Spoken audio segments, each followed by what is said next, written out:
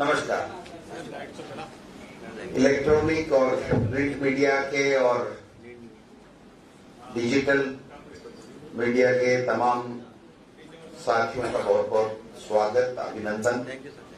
आपको तकलीफ दी है। मुद्दा हमारा आज की प्रेस कॉन्फ्रेंस का है कि जो न्याय पत्र 2024 कांग्रेस पार्टी ने लॉन्चिंग किया था 2 दिन पहले, जिसके बाबत जयपुर में विद्याधर नगर स्टेडियम में आदरणीय सोनिया गांधी जी, खड़गे साहब और प्रियंका जी ने, हम सब ने एक आम सभा करके पूरी बात बताई है।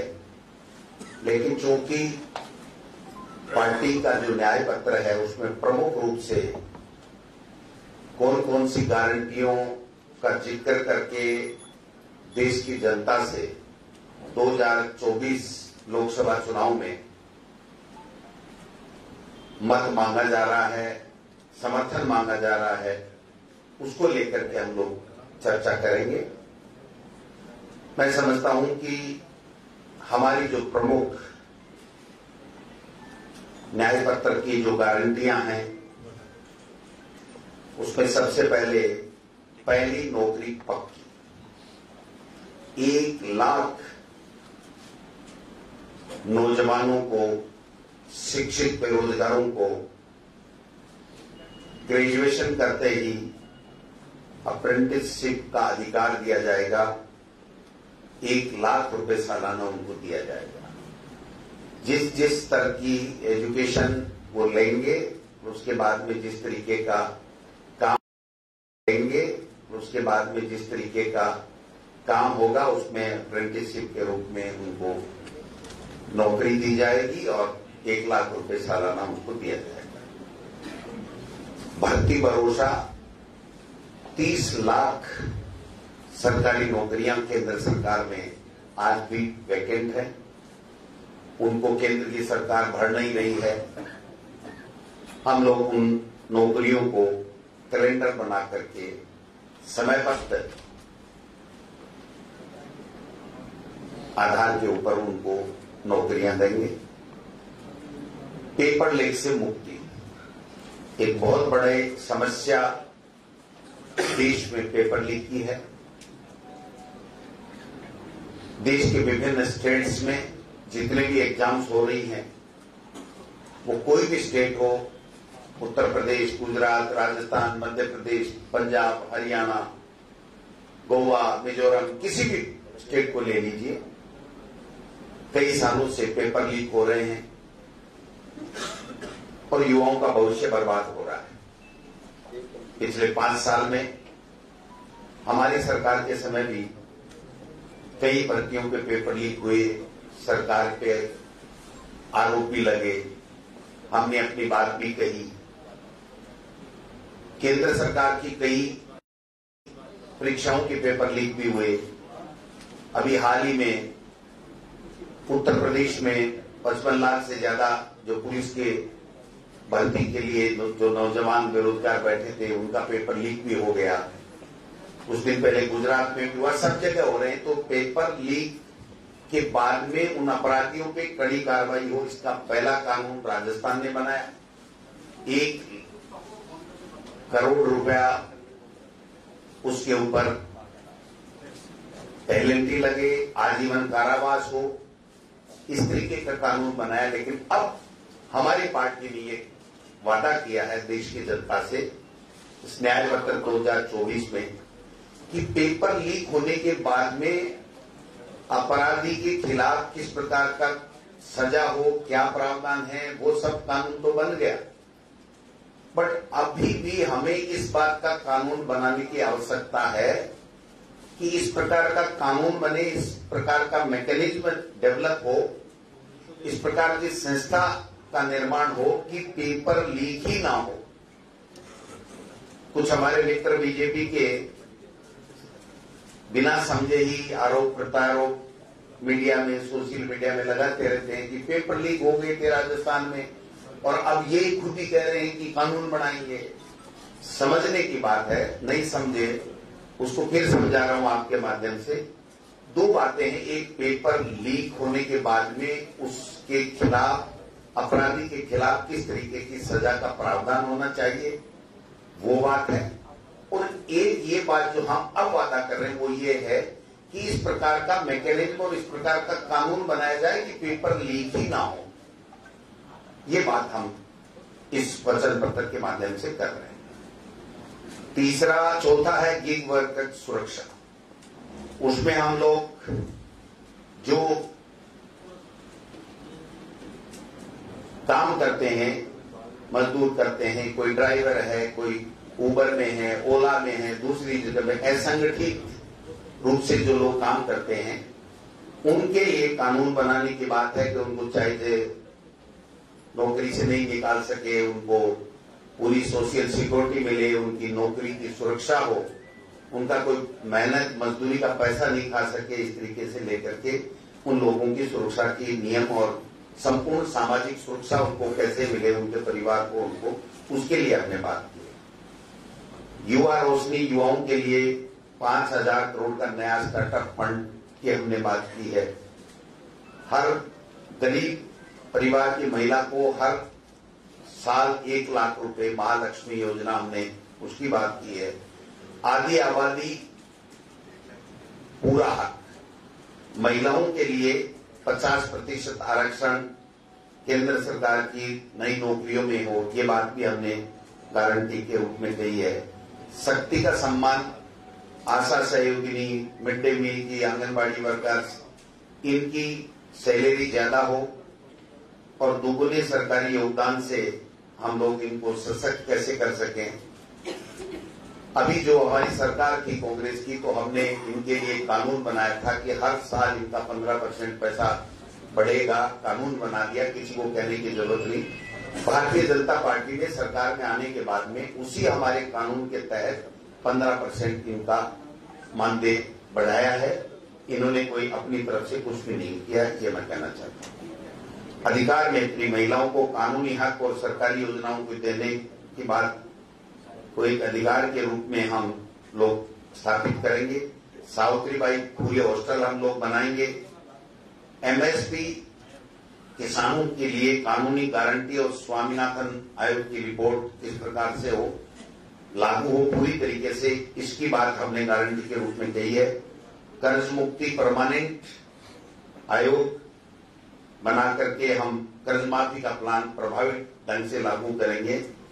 भारतीय जनता पार्टी कहती जरूर है लेकिन करती नहीं है, किसानों का मजाक उड़ाती है। किसानों के ऊपर 3 काले कानून लाद करके 750 किसानों के जो मौत हो गई, उसको जिम्मेदार भारतीय जनता पार्टी की केंद्र की सरकार है।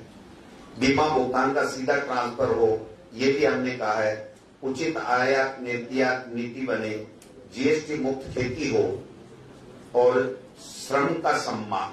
400 रुपए से कम मजदूरी नहीं होनी चाहिए, मनरेगा में भी और अन्य में भी 400 रुपए से नीचे किसी मजदूर की मजदूरी नहीं हो, ये भी हमने गारंटी दी है। सबको स्वास्थ्य का अधिकार, हमने 25 लाख, राजस्थान में पिछली सरकार में 25 लाख का इलाज फ्री किया और राइट टू हेल्थ कानून भी बनाया। तो हमने 25 लाख की फिर बात की। अभी जो उनकी योजना है, उस योजना में 5 लाख या 10 लाख तक की वो लोग बात, केंद्र की सरकार बात करती है। मैं समझता हूं कि शहरी रोजगार गारंटी योजना जो हमने, हमारी सरकार ने चलाई थी, 125 दिन साल में रोजगार शहरों में भी मनरेगा के तर्ज के ऊपर मिले, ये कानून बनाया था। ये यहाँ राजस्थान में रखेंगे नहीं रखेंगे ये जाने। हमने कहा पूरे देश में हमारी सरकार केंद्र पे आने पे इंडिया गठबंधन इसको पूरी तरीके से कानून बना करके और ऐसी योजना हम लेकर के आएंगे। सामाजिक सुरक्षा, असंगठित मजदूरों के लिए जीवन और दुर्घटना बीमा, इसके लिए भी हमने गारंटी दी है। सुरक्षित रोजगार के लिए कॉन्ट्रैक्ट सिस्टम मजदूरी बंद हो और स्थायी नौकरियां हो, जिससे उसके ऊपर खतरे के बादल नहीं मंडराएं और वो आराम से अपना जीवन, नौकरी मिलने के बाद में उसको किसी तरह की चिंता नहीं हो, वो परिवार चला सके। गिनती करो, सामाजिक एवं आर्थिक समानता के लिए हर व्यक्ति, हर वर्ग की गिनती हो, उसका सामाजिक किस प्रकार का रहन सहन है, किस प्रकार से वो रह रहा है, आर्थिक उसके पास में क्या सिस्टम है नहीं है, इन सब चीजों पर मूल्यांकन हो, इन चीजों का सर्वे हो और उसके बाद में उनके लिए अच्छी योजनाएं बने। जो पिछड़े हुए लोग हैं, जो सामाजिक रूप से, आर्थिक रूप से, उनके ऊपर कैसे उनका जीवन स्तर सुधारने के लिए हम उनकी गिनती करने के बाद में उसी तरीके से बजट और योजनाएं हम लोग बना करके उनको लाभान्वित कर सकें।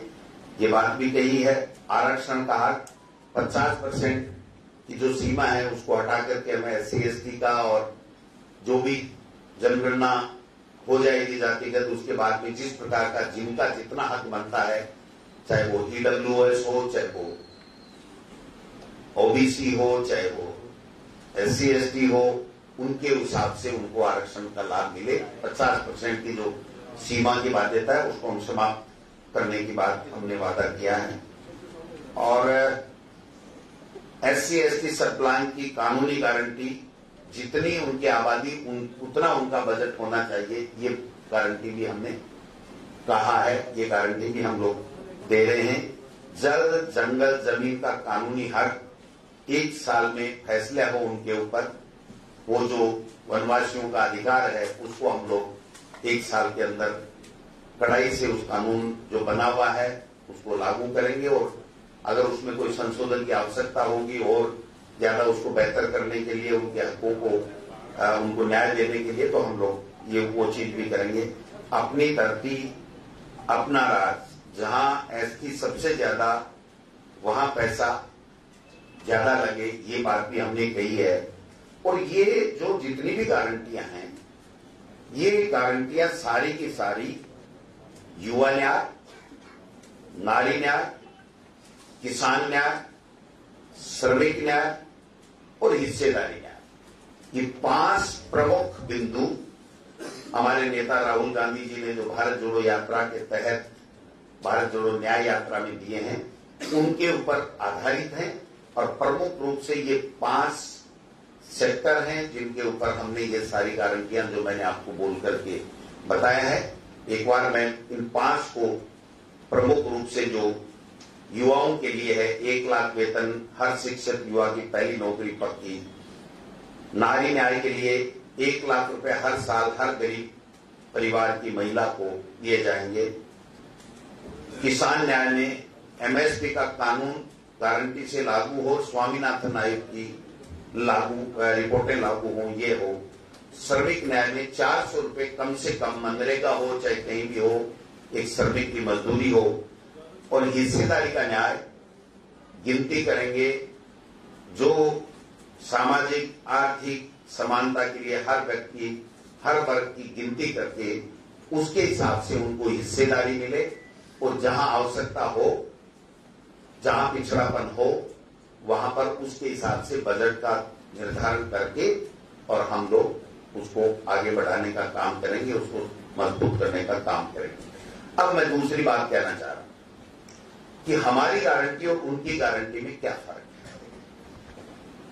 हमारी गारंटी पे भरोसा क्यों होना चाहिए देश और प्रदेश की जनता को, उनकी मोदी जी की गारंटी के ऊपर क्यों नहीं होना चाहिए, इस बात के ऊपर मैं आना चाहता हूं। यूपीए सरकार ने, आपने देखा होगा कि right to education, MNREGA, food security act, ऐसे कानून बनाए। और केंद्र की सरकार ने जो जो बातें कही कि ये मोदी की गारंटी है, ये मोदी की गारंटी है, वो एक भी वो पूरी नहीं कर पाए। इसके ऊपर मैं बता देना चाहता हूं। इसलिए आज की तारीख में भी देश के प्रधानमंत्री जी कह रहे हैं कि ये मोदी की गारंटी है, तो वो जुमला है, वो झूठ है, वो कभी लागू नहीं होगा। आप देखिए कि ERCP के लिए राजस्थान में राष्ट्रीय परियोजना घोषित करने के लिए मोदी जी ने 2018 में अजमेर और जयपुर में कहा था कि राजस्थान की वसुंधरा राजे जी से मेरे को चिट्ठी मिल गई है, प्रोजेक्ट रिपोर्ट मिल गई है, हम इसको लागू करेंगे। आज की तारीख तक वो वादा नहीं निभाया गया, हवा हवाई है। अभी मुख्यमंत्री जी के पास कोई पर्ची आई है दिल्ली से, वो भ्रमण करते हैं हेलीकॉप्टर से और भाषण देते हैं और लोगों को भ्रमित करते हैं कि हमने समझौता कर लिया। वो समझौता आज तक हमारे किसी के पास में नहीं है। क्या उन्होंने समझौता किया, कैसे पानी मिलेगा, कैसे वो आगे होगा, घूम घूम के गजेंद्र सिंह जी और मुख्यमंत्री जी अपने खुद के होल्डिंग खुद के पैसे से लगा रहे हैं और खुद ही वहां 10-20 पार्टी के लोगों को बुला करके कहते हैं हमारी जिंदाबाद बोलो और हमारे नारे बोलो। तो मैं समझता हूं कि जनता हंस रही है उनके ऊपर कि आप क्या कर रहे हो, आपने कर क्या दिया। आपके पास जो एमओयू की बात कर रहे हो वो एमओयू नहीं है जनता के सामने। आपने एक लोटा पानी नहीं लाए, 1 रुपए का बजट नहीं दिया और आप खुद के होल्डिंग खुद के पैसे से लगा। पैसे तो इलेक्ट्रल बॉन्ड से बहुत आए हैं इनके पास में, इसलिए पैसे लगाने में इनको कोई जोर नहीं आ रहा है। दूसरा मैं कहना चाहता हूं कि देश के प्रधानमंत्री जी ने इसी विधानसभा चुनाव में यहां पर बोला था कि राजस्थान में पेट्रोल 12 रुपए हरियाणा से ज्यादा प्रति लीटर बेचा जा रहा है। ये लूट मची हुई है। दिसंबर में मेरी सरकार आने पे, भाजपा की सरकार आने पे हम लोग इसको सम्मान कर देंगे। ये 12 रुपए जनता की जेब से नहीं निकलेंगे।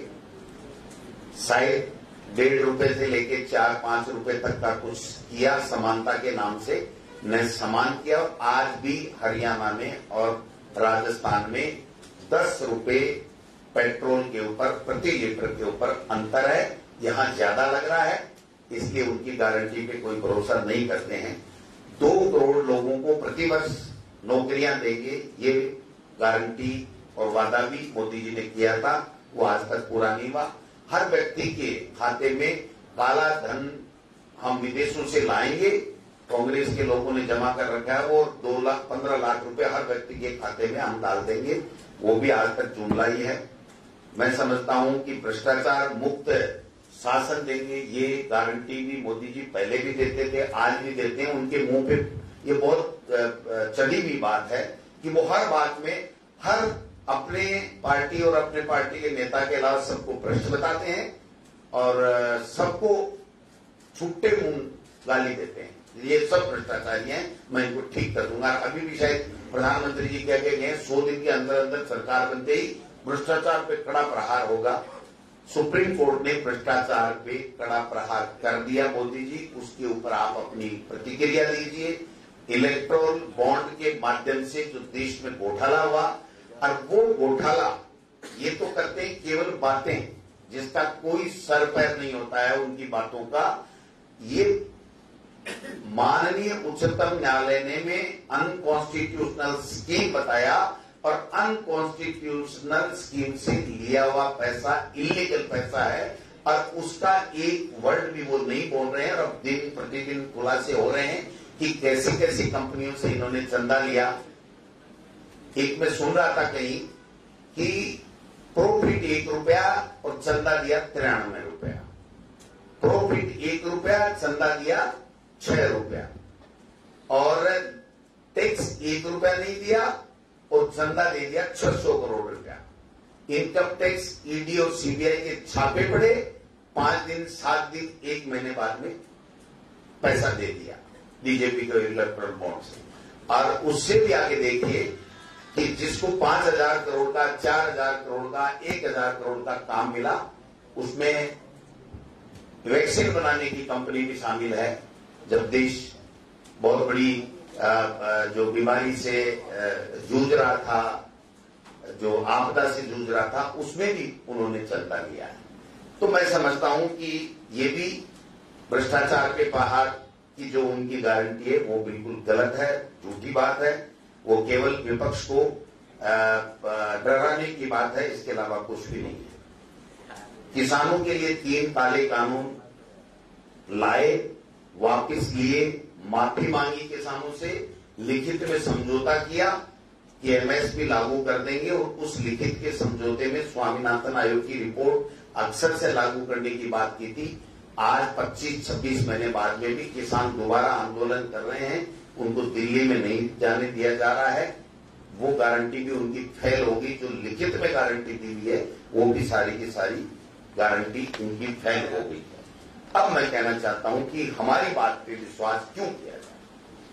हमारे यहाँ तेलंगाना में निःशुल्क बस यात्रा की गारंटी दी, निःशुल्क चिकित्सा बीमा योजना 5 से 10 लाख की गारंटी दी, 500 रुपए में सिलेंडर चयनित परिवारों को देने की गारंटी दी, 200 यूनिट निःशुल्क बिजली की गारंटी दी। ये तेलंगाना सरकार ने, कांग्रेस की सरकार है, पूरी गारंटी लागू कर दी। आज की तारीख में अक्सर से लागू है। कर्नाटका में 5 गारंटियां दी। गृह ज्योति योजना 200 यूनिट निःशुल्क बिजली, गृह लक्ष्मी योजना हर परिवार की महिला को 2000 रुपए सहायता राशि, अन्न भाग्य योजना जिसके तहत 10 किलो चावल बीपीएल परिवारों को, उचिता परियाना गारंटी, महिलाओं को निःशुल्क परिवहन की सुविधा, और युवा निधि गारंटी जिसमें युवाओं को डिग्री के पश्चात 6 माह में रोजगार नहीं मिलने पर 2 वर्ष के लिए 3000 रुपए प्रति माह। ये तेलंगाना और कर्नाटका सरकार ने गारंटियां कांग्रेस ने दी थी, वो हमने पूरी कर दी। हिमाचल ने ओपीएस की गारंटी दी थी, इंदिरा गांधी प्यारी बहना सम्मान निधि की कहा था 18 से 60 वर्ष की पात्र महिलाओं को 1500 रुपए प्रति माह सहायता राशि, वो कर दिया, ओपीएस कर दिया। राजीव गांधी स्टार्टअप योजना के लिए 800 करोड़ रुपए का प्रावधान का कहा था, वो कर दिया। अंग्रेजी माध्यम स्कूलों की वहां पर कहा था, वो हम कर रहे हैं। किसानों के लिए हिमाचल में गेहूं और मक्का की प्राकृतिक फार्मिंग पर एमएसपी की खरीद की जा रही है। गाय का दूध का मूल्य 32 से 45 और भैंस का दूध का मूल्य 32 से 55। ये हमने गारंटी दी थी, जो गारंटियां हमने पूरी कर दी। अब आखिरी में मैं आता हूं कि राजस्थान की सरकार ने, जो हमसे संबंधित है सीधा सीधा, और आप सबने देखा है और उसका लाभ भी लिया है, कि राजस्थान की सरकार ने 10 गारंटियां दी थी। वो 10 की 10 गारंटियां हमने लागू कर दी। आपने देखा होगा 500 रुपए में सिलेंडर 76 लाख परिवारों को हमने दिया।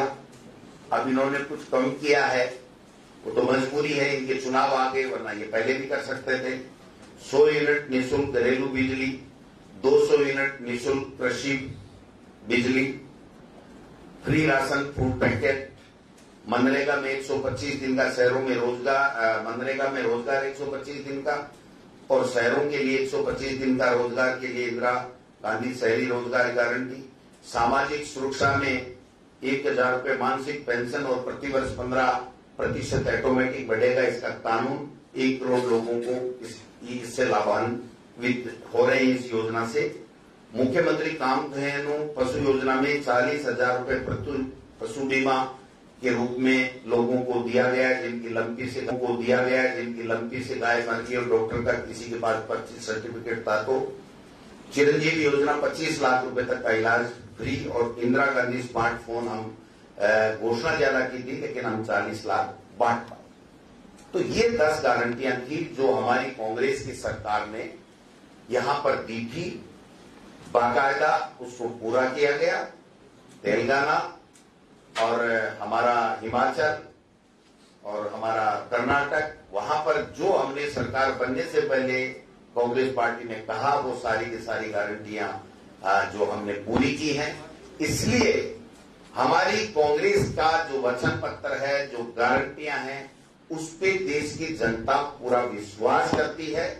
और मोदी जी के जुमलों पे, मोदी जी की गारंटियों पे कतई विश्वास नहीं है, क्योंकि वो केवल चुनाव में आते हैं, भाषण ठोकते हैं, अपनी गारंटी बताते हैं, और उसके बाद में वो गायब हो जाते हैं। जब दोबारा चुनाव आते हैं तभी वो लोग आते हैं। आपने देखा होगा। अंत में एक बात और कहना चाहूंगा कि देश के प्रधानमंत्री जी ने महिलाओं के लिए आरक्षण का कानून पारित कराया, और पारित कराने के बाद में वो एक ऐसा कानून है जो राष्ट्रपति के साइन हो गए। क्या गारंटी है कि जनगणना होगी, क्या गारंटी है कि परिसीमन होगा, क्या गारंटी है कि फिर ये इस तरीके से लागू कराएंगे? क्योंकि ये 400 पार की बात करके, लोगों को बरगला करके 400 पार की बात इसलिए कर रहे हैं कि संविधान को, बाबा साहब के दिए हुए संविधान को बदलना चाहते हैं, इन चुनावों को खत्म करना चाहते हैं, प्रजातंत्र को खत्म करना चाहते हैं। इनकी सीधा सीधा इरादा है कि अब के बाद में अगर ये आप आ गए तो हमें दोबारा चुनाव नहीं कराना। इस प्रकार की व्यवस्था कर देंगे कि किसी के लिए वोट के पास जाने की जरूरत नहीं है, और जनता से वादे करने की आवश्यकता नहीं है, काम करने की आवश्यकता नहीं। इस प्रकार की सोच के साथ में ये भाजपा के लोग आगे बढ़ रहे हैं। मैं समझता हूं कि हमारी जितनी भी गारंटियां हैं 5 प्रमुख हैं, 25 उसके साथ में छोटी गारंटियां हैं। ये सारी की सारी गारंटियां इंडिया गठबंधन की सरकार बनेगी, हम लोग निश्चित रूप से उसको पूरा करेंगे। ये बात मैं आपके माध्यम से जनता को कहना चाहता हूं, राजस्थान के लोगों को कहना चाहता हूं। ये इसलिए आपको तकलीफ दी है। आप सब पधारे, आपका बहुत बहुत धन्यवाद। अगर कोई सवाल आपके पास हो तो आप ले सकते हैं, इससे संबंधित पहले लेंगे तो अच्छा लगेगा। जी, बहुत अच्छी आपकी गारंटी है। इतनी गारंटी अच्छी होने के बावजूद भी मोदी की गारंटी पे जनता परिणाम देखा जा रहा है, क्यों? अब नहीं दे रहा ना। काट की आंधी एक बार चढ़ जाए, 2 बार चढ़ जाए और तीसरी बार नहीं चढ़ती है। काट की हांडी नहीं चढ़ेगी। अब की बार मोदी जी 200 पार ही नहीं कर पाएंगे। मोदी जी देश के प्रधानमंत्री नहीं बनेंगे। एनडीए का शासन नहीं आएगा, इंडिया गठबंधन का शासन आएगा। कांग्रेस इतनी पिछड़ती हुई क्यों नजर आ रही है? प्रधानमंत्री 3 सभाएं कर गए, आपके यहाँ भी एक ही सभा हुई है राष्ट्रीय स्तर के। क्यों एक क्यों हुई है भाई? एक क्यों? ऐसा क्यों कह रहे हो? खड़गे साहब चित्तौड़ में गए, यहां पर सोनिया जी, खड़गे साहब और प्रियंका जी आई। 11 तारीख को राहुल गांधी जी अनूपगढ़ में और फलौदी में आ रहे हैं। 14 या 15 तारीख को टेंटेटिव है, प्रियंका जी का कार्यक्रम बन रहा है, जल्दी खड़गे साहब का बन रहा है। तो मोदी जी तो इसलिए आते हैं कि देश के प्रधानमंत्री हैं और वो प्रधानमंत्री से ज्यादा प्रचार मंत्री हैं। मैं समझता हूं कि हमारे जो लोग आते हैं वो जो बात कहते हैं उस बात में वजन होता है, उस बात को हम अक्सर से लागू करते हैं। इनको तो केवल भ्रमण करना है, लोगों को भ्रमित करना है, भाषण ठोकना है, इसके अलावा क्या काम है इनके पास? बांसवाड़ा की स्थिति अब तक क्लियर नहीं हुई। अरविंद दामोदर संपर्क में नहीं है, नाम वापस उठाने से उन्होंने सोशल मीडिया पर इनकार कर दिया है। ऑन फ्यूचर क्या देखिए, ये पार्टी आलाकमान ने निर्णय लिया है कि हम लोकतंत्र, संविधान बचाने के लिए, लोकतंत्र को बचाने के लिए, देश में तानाशाही सरकार को हटाने के लिए हमने इंडिया अलायंस बनाया और हमने भारतीय जनता पार्टी को हराने का संकल्प लिया। इसलिए हमारी पार्टी आलाकमान को यह लगा कि वहां पर भारतीय जनता पार्टी हारेगी तो एक उम्मीदवार होने से ही हारेगी। इसलिए हमने वहां पर विधानसभा में बांसवाड़ा, बागीदोरा में और लोकसभा बांसवाड़ा में, बांसवाड़ा डूंगरपुर का एक लोकसभा है, उसमें हमारे उम्मीदवार को नई उम्मीदवार मान करके हमने उनको बाप को समर्थन दिया, बाप पार्टी को समर्थन दिया। अब फार्म उठेगा नहीं उठेगा ये काल्पनिक सवाल है, अभी 3 बजे नहीं, इसलिए इस पर मैं कोई जवाब नहीं देना चाहता। सर 15 मिनट ही है सर, कोई बात नहीं, 15 मिनट में तो पता नहीं क्या क्या हो जाता है भाई साहब। सर शेखावत साहब ने बोला है कि ईआरसीपी को, कौन से शेखावत साहब? एक ही है सर, गजेंद्र शेखावत साहब है, गजेंद्र सिंह जी ने जोधपुर। अच्छा, उन्होंने ये कहा है कि ईआरसीपी को गहलोत साहब ने पॉलिटिकल वेपन की तरह यूज किया। ब्यूरोक्रेसी सपोर्ट में थी बट उसको पॉलिटिकल वेपन की तरह यूज किया गया, इसलिए काम पूरा नहीं होने दिया गया। सत्य बात बताओ, बताइए। मेरी थोड़ी आदत ज्यादा है सत्य कहने। सर धीरेन्द्र शास्त्री भी जोधपुर में उसमें बोल दीजिए। वो कोई बात नहीं, वो तो कहीं भी आए, बाबा है, कहीं भी आए, कहीं भी जाए। गजेंद्र सिंह जी शेखावत साहब को ये ईआरसीपी पे बोलने का अधिकार ही नहीं है। इसलिए नहीं है कि राजनीति उन्होंने की है कि वसुंधरा जी की, उनकी अदावत के कारण से वसुंधरा जी की बनाई हुई जो डीपीआर थी उसको स्वीकार मोदी जी को और गजेंद्र सिंह जी को करना नहीं था। हमारा रोल कहां था बताइए ना, हमारा रोल कहां है? वसुंधरा जी ने बनाया, मोदी जी ने अजमेर और जयपुर में 2018 में वादा किया कि वसुंधरा जी की रिपोर्ट हमको मिल गई है डीपीआर और हम इसको राष्ट्रीय परियोजना घोषित करके और इसको आगे बढ़ा देंगे। आज तक बढ़ाया नहीं। अब गजेंद्र सिंह जी कह रहे हैं हमने एमओयू कर दिया, उस एमओयू की कॉपी नहीं है जनता के पास में, मीडिया के पास में कॉपी नहीं है। भाई साहब, बीजेपी की आदत बन गई है कि झूठ बोलो, बार बार बोलो, जोर से बोलो और इतनी जोर से इतनी ज्यादा बार बोलो कि जनता को वो सच लगने लगे और वो वोटों की फसल काट लें। लेकिन अब ऐसा होने वाला नहीं। आपने कहा कि आपको सीधी और सच्ची बात कहने की आदत है। जी अच्छी आदत है जी। आपने इस सरकार को पर्ची की सरकार भी कहा था। हाँ कहा, अभी भी कह रहा हूँ। क्योंकि आप एक सामान्य सांसद हैं, आपने मंत्री वाला बंगला जो लिया 8 अस्पताल मार्ग सरकार से। बस विधायक हूँ। विधायक को तो विधायक टैक्स में जाना होता है, मंत्री विधायक आवास ही है वो विधायक आवास है, मंत्री वाले बंगले वो विधायक आवास है। आप थोड़ा अपनी नॉलेज को अपडेट कर लेना बने हुए हैं, वो विधायकों भाई साहब। वो तो आप थोड़ी तय करोगे, ये तो विधानसभा तय कर दी है ना कि विधायक आवास जो विधानसभा के पूल में है उसमें विधायकों को वो आवंटित करती है। तो इसमें किसी को कोई तकलीफ क्या हो सकती है? फायदा लेने के लिए गली निकाली किसने निकाली? किसने लिया फायदा? किसने लिया? किसने लिया? पर्ची वाली सरकार से लिया ना फायदा। काय की पर्ची वाली सरकार? कौन देता है ऐसे? आपको तो नहीं दिया, फिर और किसी को तो नहीं दिया। मेरा राइट होगा तब दिया होगा, क्या दिक्कत आ गई इसमें? और कोई सवाल? भविष्य क्या रहेगा कांग्रेस का वहाँ पर? क्या कांग्रेस कमजोर? वहां कांग्रेस बहुत मजबूत हो जाएगी क्योंकि वहां बीजेपी खत्म हो जाएगी, और बीजेपी खत्म होने के बाद में मैं समझता हूं कि वहां पर लोगों के काम होंगे। हमारी जो इंडिया अलायंस की सरकार बनेगी वो जज करके उनके वेलफेयर के लिए, उनके विकास के लिए काम करेगी, और हम लोग मजबूती के साथ में वहां पर लोगों की सेवा करेंगे।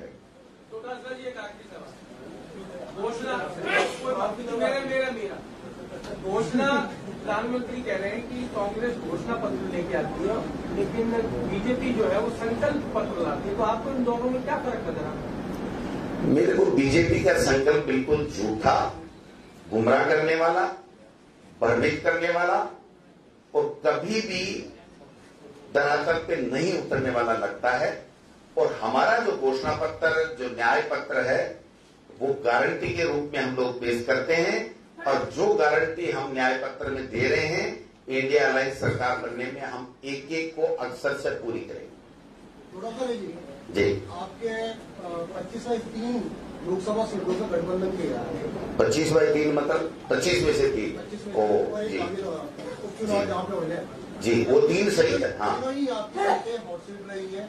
आपका विधानसभा में अच्छा प्रदर्शन हुआ, सीकर, नागौर और अब बांसवाड़ा, और साथ में भागीरथी भी उपचुनाव हुए। तो क्या कारण है? बड़े लक्ष्य को हासिल करने के लिए छोटा मोटा स्वार्थ छोड़ा जाता है। हमें बड़े लक्ष्य प्राप्त करना है। हमें भारतीय जनता पार्टी की तानाशाह सरकार को, जुमलेबाज सरकार को और लोकतंत्र को बचाने के लिए उनको हटाना है। इसलिए हमने समान विचारधारा के लोग जो लोकतंत्र को बचाने के लिए, संविधान को बचाने के लिए हमारे साथ आए हैं, उन मित्रों का पूरी तरीके से मान सम्मान करते हुए, हम बड़े भाई के रोल में थे इसलिए हमने उनका मान सम्मान किया है, सबको साथ लिया है। क्योंकि अगर हम साथ मिलकर के लड़ेंगे तो मोदी सरकार दिल्ली में नहीं रहेगी, देश बचेगा, लोकतंत्र बचेगा, लोगों को न्याय मिलेगा। डोटासरा जी, आप कह रहे हो समान विचारधारा वाले लोगों को आपने साथ लिया है, क्या हनुमान बेनीवाल जी आप समान विचारधारा तो पहले टाइम पर बीजेपी के साथ? हनुमान बेनीवाल जी भी भारतीय जनता पार्टी और एनडीए सरकार को उखाड़ फेंकने के लिए अपना पूरा दम लगाए हुए हैं, और वो उसको किसान विरोधी सरकार बता रहे हैं। वो कह रहे हैं मैं इनके साथ रह के आया हूं, इनसे बड़ी झूठी पार्टी, इनसे बड़ी किसान विरोधी पार्टी कोई नहीं है। तो जब वो कह रहे हैं कि मैं आपके साथ आकर के इसको उखाड़ना चाहता हूं, तो हम क्यों नहीं साथ लेंगे? हमने बिल्कुल साथ लिया है।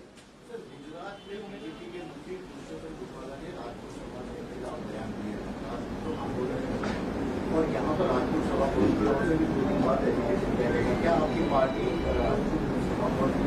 जाके उन लोगों को समर्थन देगी क्योंकि वो बीजेपी के खिलाफ?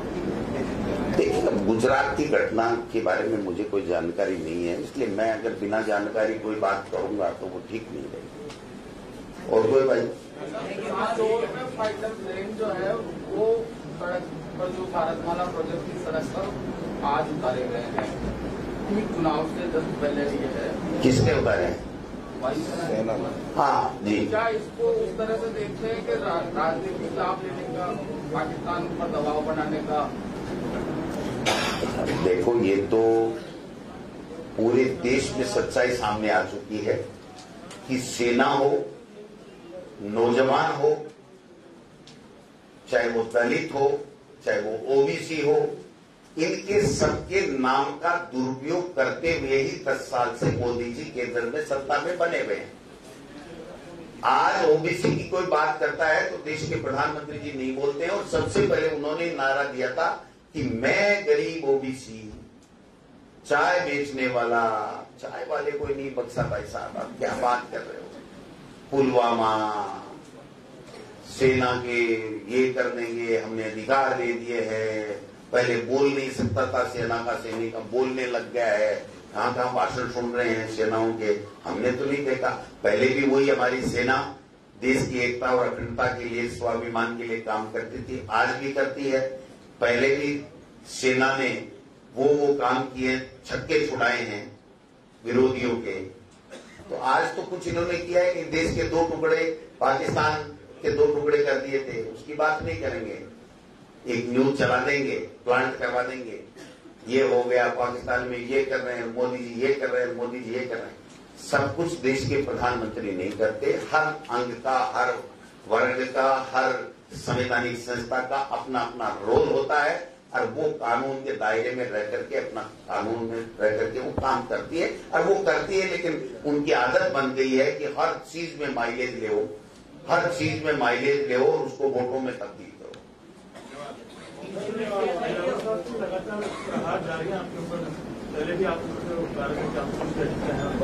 मैं तो, मुझे तो उनकी बुद्धि में तरस आता है, और मैं तो बीजेपी से डिमांड करूंगा कि अगर मेरी एक बात भी 5 साल में मानो तो यही मान लेना कि दिलावर साहब को शिक्षा मंत्री 5 साल रखना।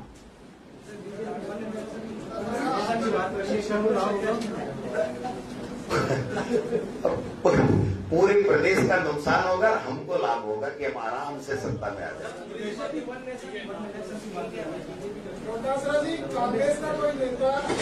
कुछ भी नहीं भाई साहब, जुमलेबाजी की सरकार है दिल्ली वाली, उसको हटाना है, सीधा सीधा काम है।